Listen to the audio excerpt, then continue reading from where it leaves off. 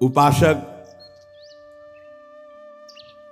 गुरु को कभी मनुष्य न समझे, भगवद विग्रह को कभी धातु का न देखे कि पत्थर की मूर्ति है कि अष्ट धातु की है कि ये काहे, ऐसा कभी प्रश्न न करे।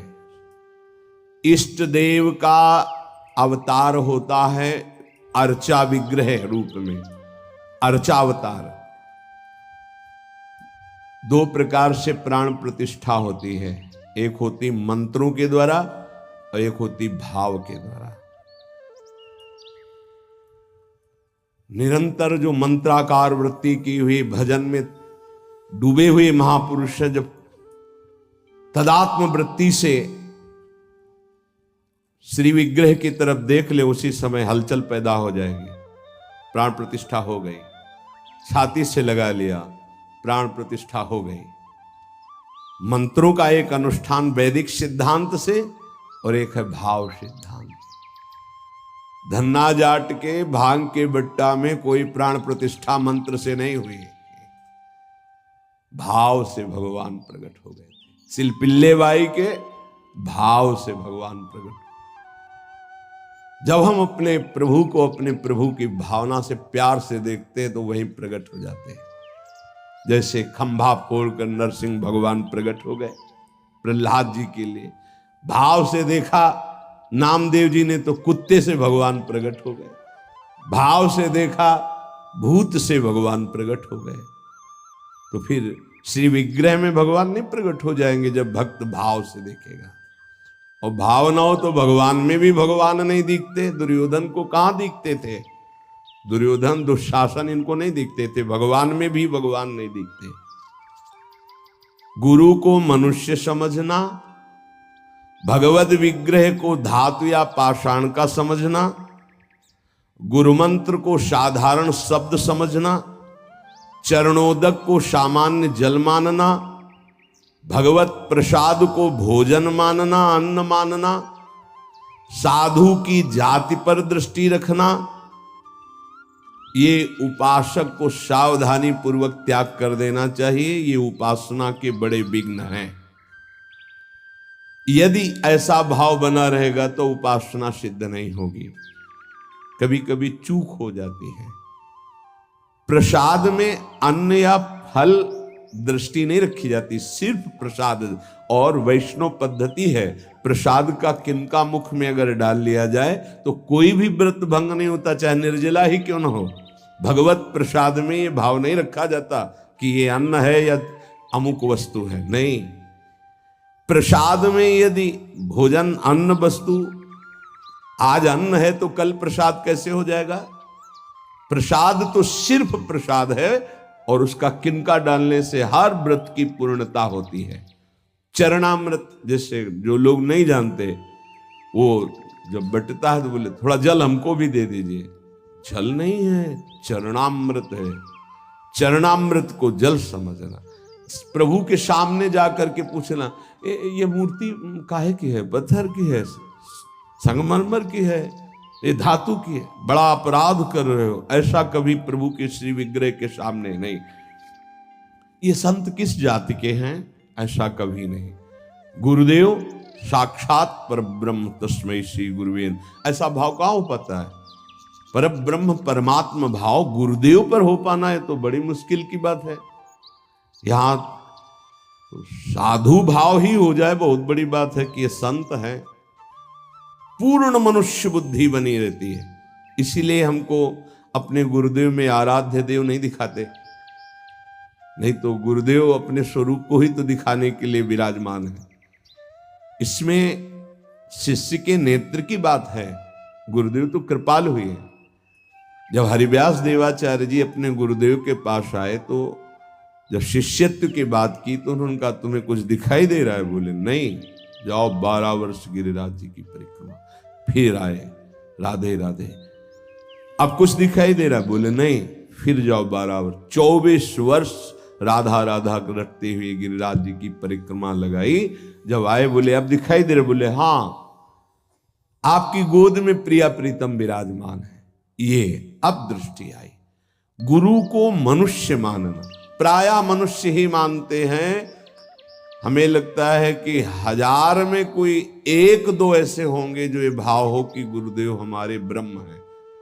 छवि या मूर्ति विराजमान करके तो पूजा सब करेंगे, लेकिन मनुष्य बुद्धि या बहुत से बहुत संत बुद्धि, उसमें भी प्रश्नवाचक चिन्ह।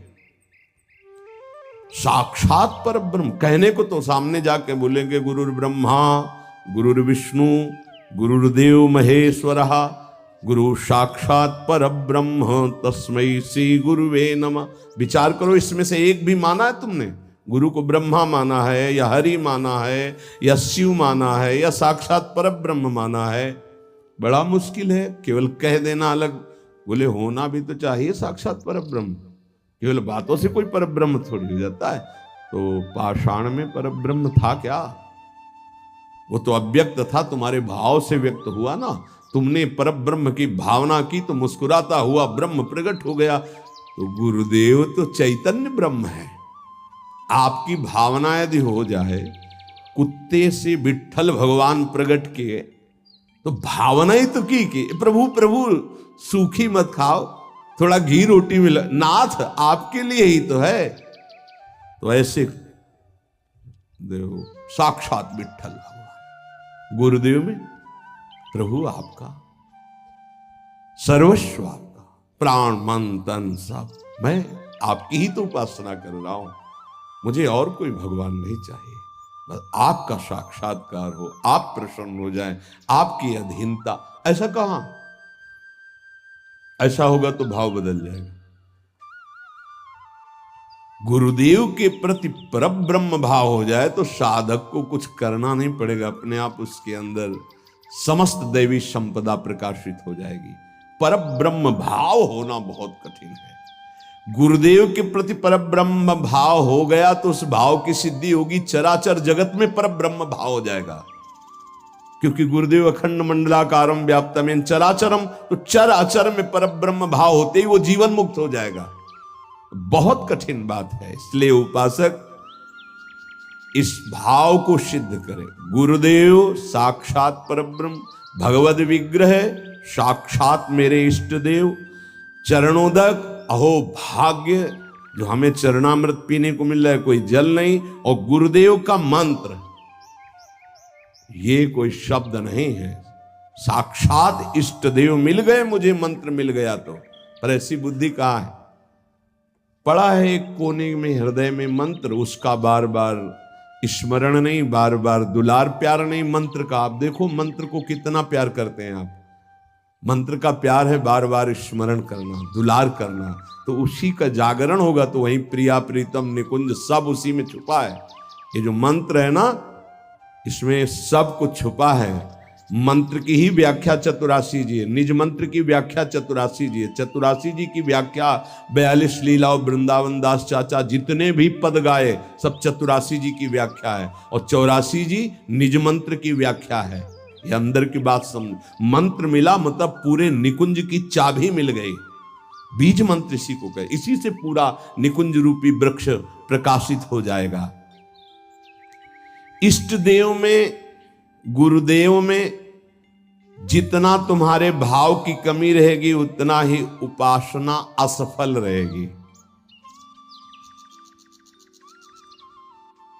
जब अपने इष्ट देव के पास कोई जाता है, जैसे यहां से कोई बोले कि बरसाने जाए, हे सुनो श्री जी को हमारी भी दंडवत कर, अहो भाग्य आपके कि आप श्री जी के दर्शन करने जा रहे, हमारी दंडवत कह देना, हमारी स्मृति, हमारी भी अर्जी लगा देना। कोई आपका है, ईर्ष्या तो नहीं होगी ना, द्वेष तो नहीं होगा, उसके प्रति जलन का भाव तो नहीं होगा कि तो श्री जी के दर्शन के लिए जा रहा है। ऐसे ही यदि हमें गुरुदेव से प्रेम है और हमें दिखाई दे रहा कि गुरुदेव इनको ज्यादा प्यार कर रहे हैं, तो हमारा उससे ज्यादा प्यार हो जाएगा। आपके हो भाग्य, कभी हमारी भी स्मृति दिला देना, गुरुदेव को ये प्रदान कर देना। गुरुदेव, उसके अंदर द्वेष तो नहीं आएगा, जलन तो नहीं आएगी। जब मनुष्य बुद्धि होगी तब जलन होने लगेगी, तब ईर्ष्या जागृत हो जाएगी। नापना चाहिए अपने हृदय में कि गुरुदेव के प्रति मनुष्य बुद्धि का लक्षण है, साधु बुद्धि का लक्षण है, या साक्षात पर ब्रह्म का लक्षण है। इतनी गोपी जन थी, क्या किसी को किसी के प्रति ईर्ष्या थी क्या? एक साथ बैठकर सब कात्यायनी की उपासना, एक साथ यमुना स्नान, एक साथ अनुष्ठान श्री कृष्ण को प्रीतम रूप में प्राप्त करने का। ऐसे सहस्त्रों उपासक, सही पूछो तो इतना भी अंतर नहीं, सबके प्रति प्रभु का समान प्यार है, गुरुदेव का, प्रभु का। पर जो जितना प्रभु मानेगा, जितना अपनापन करेगा, वो दूर रहकर भी अनुभव करेगा कि गुरुदेव का, इष्ट देव का हमारे प्रति सबसे अधिक प्यार है। यह सबको अनुभव होगा। यदि आप पवित्र हृदय से, भगवत भाव से, तो आपको यह अनुभव होगा कि देखो, देखें या ना देखें, बोले या ना बोले, मिले या ना मिले, मेरा हृदय कहता है कि गुरुदेव, इष्ट देव सबसे ज्यादा मुझे प्यार करते हैं। ये भगवत भाव में रहता है। इष्ट देव और गुरुदेव की परिपूर्णता के भाव में जितनी कमी रहेगी, उपासना उतनी कच्ची रहेगी। इष्ट देव गुरुदेव की परिपूर्णता में, इष्ट देव में कभी एक देशीयता का भाव नहीं रहना चाहिए। मेरे इष्ट देव सर्वत्र विराजमान है, तभी सच्चिदानंद भाव पूर्ण होगा। मन उपासना किए बिना नहीं रह सकता, इसका स्वभाव है उपासना करना। यदि प्रभु की उपासना नहीं की तो भोगों की उपासना ये करेगा ही करेगा, तुम इसे रोक नहीं सकते हो। अगर ये भोगों की उपासना करेगा तो दुख, चिंता, भय, शोक, मृत्यु, इससे तुम बच नहीं सकते हो। और मन का स्वभाव उपासना करना, ये बिना उपासना किए नहीं रह सकता। यदि प्रभु की उपासना नहीं की तो विषय की उपासना करेगा, इसलिए बचाओ इसको विषय उपासना से और प्रभु की तरफ लगा दो। तो बोले, ये जानते हुए कि ये विषय उपासना पाप कराएगी, फिर भी हम इसे क्यों नहीं रोक पाते? तो श्री भगवान कह रहे हैं कि तुम्हारा ज्ञान तीन तरह से ढक गया। पहला, अग्नि में जैसे धुआं पर अग्नि है, अर्थात ज्ञान है, पर धुआं हट जाए तो सही ज्ञान दिखाई दे, ऐसे पहली स्थिति उपासक की विषय उपासना की तरफ, काम वासना की तरफ जब होती है, उस समय एकदम वो ज्ञान जागृत करने के लिए सत्संग आदि का सहयोग तो बच जाएगा। नहीं, दूसरी आती दर्पण में मल की तरह, अब उसमें बड़ा प्रयास करने पर। तीसरी आती है जेर में ढका हुआ गर्भ, अब उसमें समझ में ही नहीं आता कि क्या ठीक है क्या नहीं ठीक है, जो वासना आई वैसी क्रिया हो गई। आवृतम ज्ञान में तेनो ज्ञानिनो नित्य वैरिणा काम रूपेण कौन्तेय दुष्पूरेणानलेन च। हे कुंती नंदन, ये काम अग्नि है, ये कभी तृप्त होने वाला नहीं है। जैसे अग्नि में धीरे धीरे घी डालो तो भड़केगी, वो शांत नहीं होगी। ये ज्ञानियों का बहुत बड़ा दुश्मन है, तो अज्ञानियों का मित्र है। काम से ही तो सुख का अनुभव करते हैं। संसार में शास्त्रों की संख्या में केवल काम सुख के लिए ही सारा चिंतन है। देख लो, हमें पढ़ना लिखना है, खूब रुपया कमाना है, अपनी कामनाओं की पूर्ति करनी। काम का सीधा तात्पर्य केवल एक ही इंद्रिय से नहीं, सर्वेंद्रियों के भोग से है। अगर ये दुश्मन है तो किनका है? जो इस संसार रूपी महान दुखालय से मुक्त होना चाहते हैं।